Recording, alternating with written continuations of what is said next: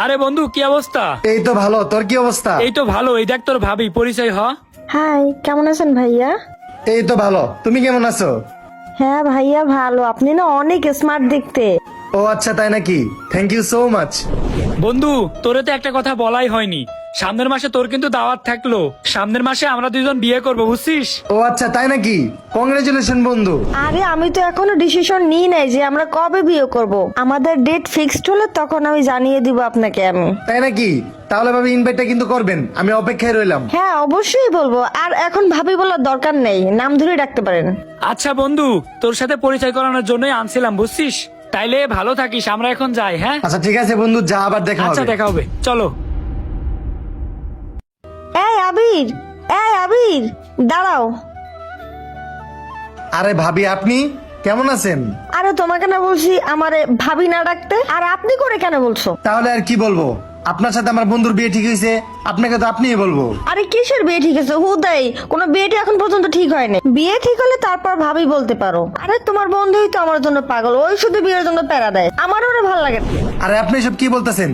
আপনি আমার বন্ধুকে পছন্দ করেন না মানে? বন্ধু তো ওই দিন বললো আপনাদের বিয়ে প্রায় ঠিকই হয়ে গেছে।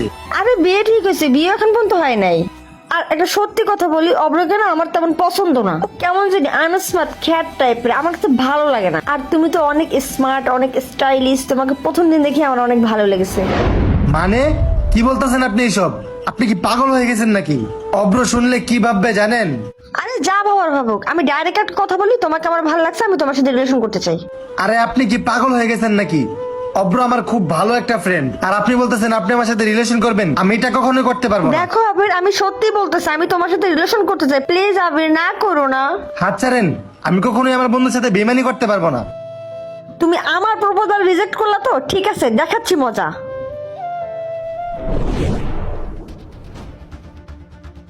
আরে বাবু, কি হয়েছে তোমার? এখানে মন খারাপ করে বসে আছো কেন?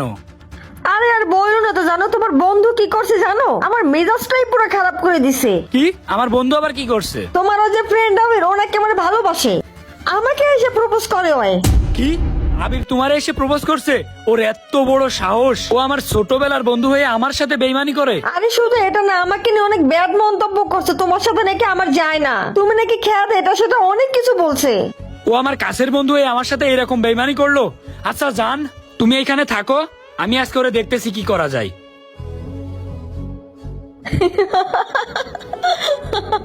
এবার বুঝবি মজা আবির, আমার প্রপোজাল রিজেক্ট করা। তোদের এত ভালো বন্ধুত্ব না, বন্ধুত্ব কিভাবে ছুটে দিছি দেখ।